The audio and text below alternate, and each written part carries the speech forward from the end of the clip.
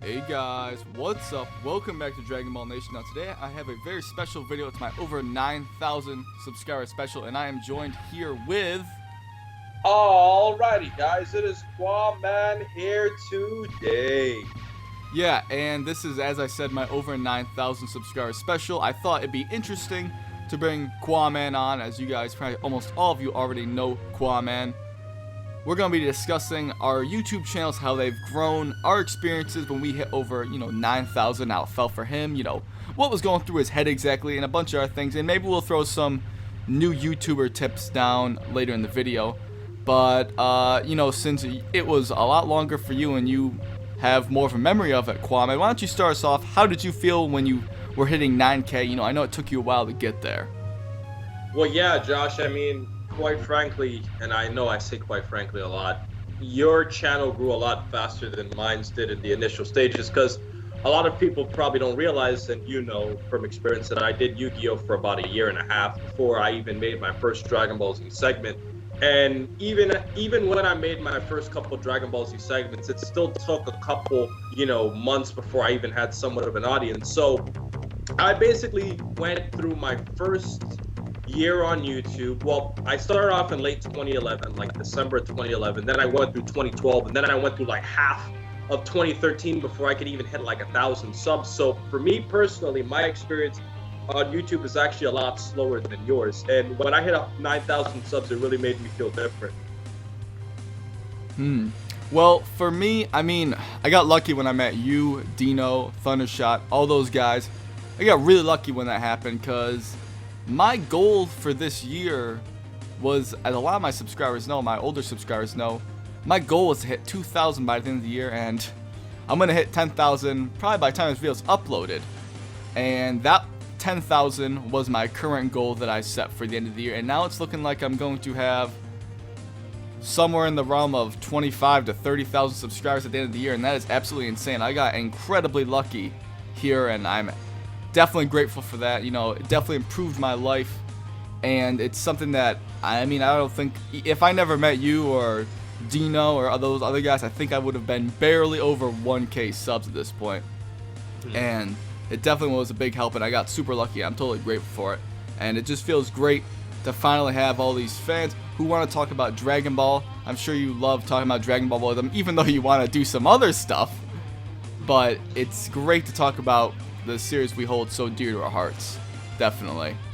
For me, it was different because, I started off with Yu-Gi-Oh! For a long time before I even did my first Dragon Ball Z segment. So, I never even expected to be a Dragon Ball channel. So when a lot of my newer subs come in and they see that I've done a lot of Dragon Ball content, a lot of them don't realize, with the exception of a few subs, like maybe Sly Cooper, I think Roku Soku was around, Philip DeSantos, the Aura Master, Ragebox, with the exception of a few subs, and Isaiah Orihara.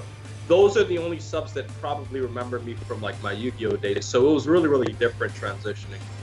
Yeah, for me, obviously, you yourself know I was inspired by you, as well as Black and Fist and, Thundershot. And for me, I started with Dragon Ball Z, and that's what I want to do, and that's what I have proceeded to do, and that's what I want to stick with. I don't really want to branch off to anything just quite yet. And even to be quite frank, at this point, with the name of my channel being Dragon Ball Nation, if I wanted to branch out, I pretty much would have to do a different channel entirely, and I don't want to split up my time like that. I love talking about Dragon Ball. With all these new games coming out, it's always something to talk about. The series is completely being revigorated for this new generation, and it's not slowing down anytime soon.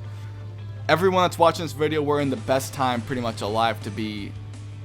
We're in the heart of Dragon Ball at the moment. It's, as you said, in that video, we are in the Dragon Ball Renaissance at this point. And that was even before we knew this new series was coming out, which is something we never ever expected. That new series means so much to all of our channels, as well as our childhoods, our entertainment experiences. It brings a whole new world to Dragon Ball, because we're getting these new generation of viewers to pretty much experience what we experienced as a kid growing up watching the series. And it's just going to be an awesome ride for the next couple of years, however long they decide to do Dragon Ball. Obviously it's going to go on pretty much forever. I don't think it's ever going to slow down. Dragon Ball's always been big, but Question for you: where do you see your channel in about a year from now? A full year or at the end of this A year? full year from today. Beginning of next summer. Well, I mean, I definitely say that at the growth rate I have, I could probably be definitely at least at 200K, which is pretty big because I expect to be at around 150 by the end of this year. So I think it's pretty realistic to say that 200,000 is a pretty legitimate estimate by this time next year. Definitely. And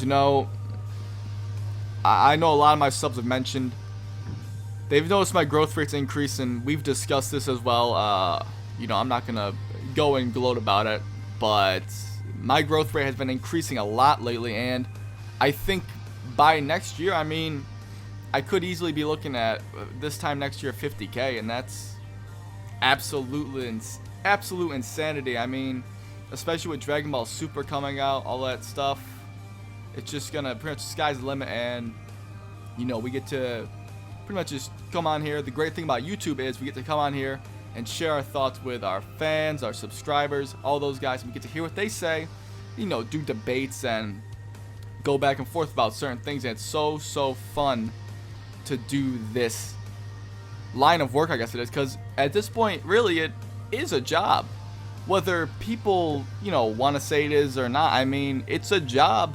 We put a very considerable amount of time into this work to make this content for you guys watching the video, and it's just incredible that you guys get to watch this stuff. Like I said, I've mentioned I was never that popular, and it's awesome to finally get some appreciation from other people in the world.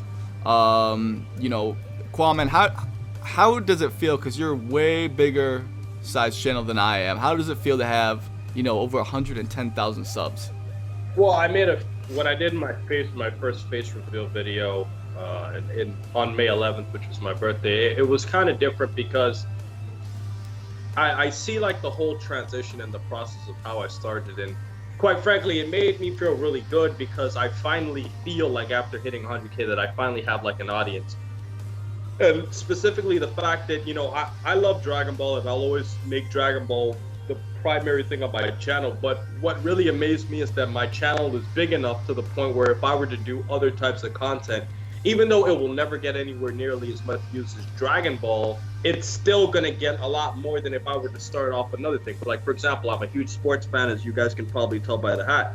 And, if I did a sports video, I can get 4,000 to 5,000 views, as we saw with my NBA Finals preview. And the fact that a portion of my subs watching my videos is still enough to give me more views and, feedback than, other things. And I just think it's such a fun job. I mean, I think a lot of people talk about how hard YouTube is, but at the end of the day, in my opinion, I think it's the best job in the world. It's a pretty easy job. Yeah, it's a very time-consuming job, but I mean, YouTube's a blast. I think it's the best thing you could ever do. Yeah, I love the hell out of it. I mean, people like me and, some other guys that do YouTube that I know, when you do YouTube as well as work a job, that's when it can start to take a toll on you. But, at the end of the day, it's totally worth going through, to see all the feedback and all that stuff. It's such a fun thing to share your thoughts. But aside from that, I mean, I'm just curious, how did it feel, because it took you a while to do this, when you had your first 100 subs? That took a while for you. Yeah, a lot of people would be surprised if I told them this, because, my growth rate nowadays is actually like 3 to 4 times 100 subs a day. So basically, in a couple hours of a day, I gain more subs than what I gained as a whole from late 2011 all the way to 2013. And a lot of people might not understand, like, from a logistical standpoint, how small that is. The fact that I go for almost a year and a half without even gaining 100 subs, and now I average 300-400 subs a day on average. And for me, it was a pretty big milestone when I hit 100 subs. And I remember when I hit around 100 subs, that's around the time I started doing Dragon Ball segments, and that's around the time I met Black and Fist, and we started all these Dragon Balls, these segments together. And at the time, he had more subs than me. He had like 170. So I mean, it was a huge milestone. And when I hit my first 1,000, it was pretty big. When I hit 10,000, it was huge because I was like, wow, like 10,000 is a lot. And when I hit 100K, I was like, this is just mind-boggling. So, I mean, for me personally, I'm just really grateful for my audience and, you know, all the loyal fans I have as a whole. Definitely, yeah. I mean, like I said, it's absolutely incredible. But you know, a lot of people ask us for tips and stuff, and I know in your face reveal video that you did, you gave your subscribers tips and stuff, and you know, if a lot of you guys might not care about this, so you can just, you know, if you don't want to hear about this, you can tune off the video. For those of you who want to stick around and, you know, get some tips, you know, what I would have to give for tips for newer YouTubers, I mean, I myself, I haven't even hit a 1-year mark really on YouTube yet. I haven't even been doing this for a year, this Dragon Ball Z stuff, so that's pretty crazy in itself. But for me, from what I've experienced, like you've told me, you know, you really got to stick out, right? You really, really absolutely have to stand out on YouTube, and that's very, very difficult. I think with Dragon Ball Z, back when I started doing it, it was kind of starting to get to the point where I was getting a little bit oversaturated. And I think at this point, I've examined, and I'm sure you as well, there's a lot of smaller channels trying to do it, and it's very, very hard to get noticed with Dragon Ball Z now. Very hard, especially with this new series and, you know, Revival F coming out in the US as well as other territories. Those channels are starting to come out a lot more, and, you know, guys like, you know, Rhyme Style, Thundershot, Black and Fist, you as well, Qaamans. You guys are at a point where you're getting so big on YouTube that it's going to be pretty hard for a lot of those smaller channels to really stick out or even be found, really. Wouldn't you agree? Well, yeah, and Dragon Ball Nation, or Josh, I should say, I think it's really interesting that you're saying that, because the way you're describing, like, the smaller Dragon Ball channels completely reminds me of my whole Yu-Gi-Oh story, because when I was doing Yu-Gi-Oh videos, remember, I was trying to compete with the big Yu-Gi tubers. It's so weird using DBZ tubers and Yu-Gi tubers, but I was trying to compete with Thundershot, your Yu-Gi-Oh channel, M. Cole, Dragon Duelist Girl, like all these YouTubers who had like tens and thousands of subs. I always try to compete with them, and with the exception of, I think, Asian Eyes, and I think there's another one, I'm basically bigger than almost the entire Yu-Gi-Oh YouTubing community now, and it really amazes me, because the thing is I've been doing YouTube a lot shorter than they have in terms of time, and it just proved to me that the Dragon Ball Z community is astronomically stronger than the Yu-Gi-Oh community. It's not even close. The fans are a lot more loyal. People don't criticize you as much, even though there is some criticism everywhere you go. It's a lot more fan friendly to do Dragon Ball videos as opposed to Yu-Gi-Oh, which is more of a card game. And, you know, I remember what it was like to try and stand out on YouTube, making my little apocalypse deck videos that nobody watched. And, you know, I tried my own thing, and it worked out a lot better doing this than, you know, doing Yu-Gi-Oh. So I definitely can see it. It relates to, you know, to the law of economics, where we have monopolies and oligopolies. And essentially, it's like this, Josh. We talked about this before. If there's a new fast food restaurant that opens up on your block, are you going to be more susceptible to go to them, or are you going to go to McDonald's? Well, if you want to go to that new fast food restaurant, they're going to have something that makes them unique, something that helps them stand out. And that's what I think a lot of people really have to focus on. Like, what makes you unique? If you just want to do gameplay, if you just want to, you know, do some topics that I may have done, or something that is kind of already out there, then I think it's really, really, really hard to stand out. Like, the type of topics that me and Black and Fist did were so different from all the other previous YouTubers, and Vegito 1089 in his own right was pretty unique with his power level videos. So I think that, quite honestly, the most important thing to YouTube is just standing out, because if I didn't make topics that nobody else made, I wouldn't be here right now. Definitely, and, you know, like I said, I got lucky. I think I was doing some pretty unique things, and I think I still have some pretty unique aspects to my channel. You know, I do, obviously, from what I've mentioned before, I do take things from all aspects of Dragon Ball Z YouTubing, I guess you could say. You know, all you guys, the only exception maybe are things like Mr. Fusion and Vegito 1089. I don't really do things like that, but, you know, I cover news, do gameplay videos, all that stuff. What ifs, occasionally, they're very hard to do. Discussions, obviously, all those things, you know, I take all those aspects and I, you know, put my own spin on them. But yeah, I mean, it's great. And another tip for you guys, you really gotta try to, like I said, me and Qaamans have been saying, you gotta try to stand out, and a part of that is don't try to do what everyone else is doing. Really, you gotta be original to an extent, and that's very hard, especially with Dragon Ball Z YouTubing, because there's kind of 3 to 4 types of different Dragon Ball Z YouTubers. There's the gameplay guys that reply on news and do gameplay videos, and you know, discussions here and there. There's the big what if / analysis guys like you, as well as Black and Fist. And there's guys like Mr. Fusion that really go in depth in the manga. Geekdom 101 as well. As well as Vegito 1089 has a very unique one in itself, because it's the power level list, and there are imitators of that, but there's not much variety in terms of different types of Dragon Ball Z YouTubing. But before we close the video out, do you have anything to add, Qaamans? To be honest with you, I mean, you know, you might want to link them to my face reveal where I give them some tips with tagging and thumbnails and, you know, making content on a consistent basis. Like, all those basic things I go in a lot more depth about. But, you know, one thing I didn't mention that I might, you know, I had a deleted scene from my face reveal that I might upload separately is, like, honestly, I think YouTube personality does help.